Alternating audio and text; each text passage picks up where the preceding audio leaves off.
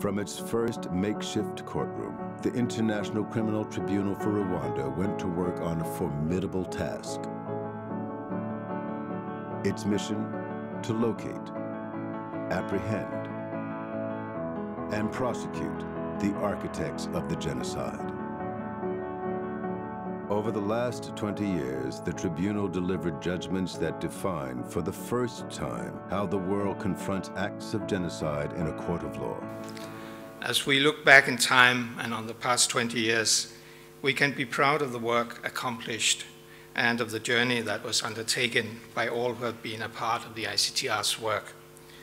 Whether based in Arusha, The Hague, or Kigali, together we form the ICTR family. It is particularly fitting to us to reflect on the legacy of the tribunal here in The Hague, as the appeals chamber has played an undeniably important role in the work of the ICTR. 8th November was the 20th anniversary of the establishment of the ICTR, and in order to commemorate that particular event, we organized a series of events in Arusha, in The Hague, and also in New York.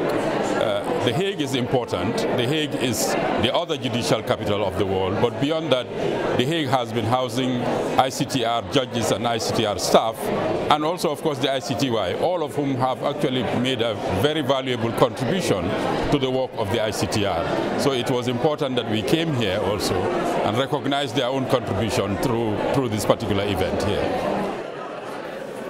Telling the truth about what happened is key to understanding the event of 1994 and ensuring that it never happens again in Rwanda and elsewhere in the world. This was partly the role of the ICTR to bring to light the truth, which is part of a remedy for the traumatized survivors. The gift that the ICTR has given to Rwanda and to the world is the gift not only of justice, but of truth. The two ad hoc tribunals, ICTY and ICTR, were established within a year of each other. They were the first of their kind, and they've cooperated very closely throughout their history. On a structural level, they share an appeals chamber. So the judges of the ICTR appeals chamber also sit on the ICTY appeals chamber and are located here in The Hague.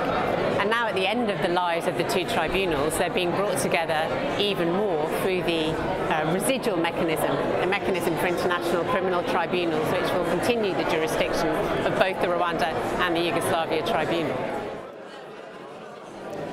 Absolutely thrilling. The event went very well. I'm very happy to see it went extremely well, and it's particularly gratifying that there are so many different participants from the court, the ICTY, the ICTR, the diplomatic community, our host country, all of whom have played such important roles in the work of the ICTR. It's a pleasure to see them all here today. Today in Rwanda, it's safe to listen to the radio again. The sound is of a nation rebuilding and a world pushing forward despite great imperfection. Each day closer to a time when international law offers justice to all people, everywhere.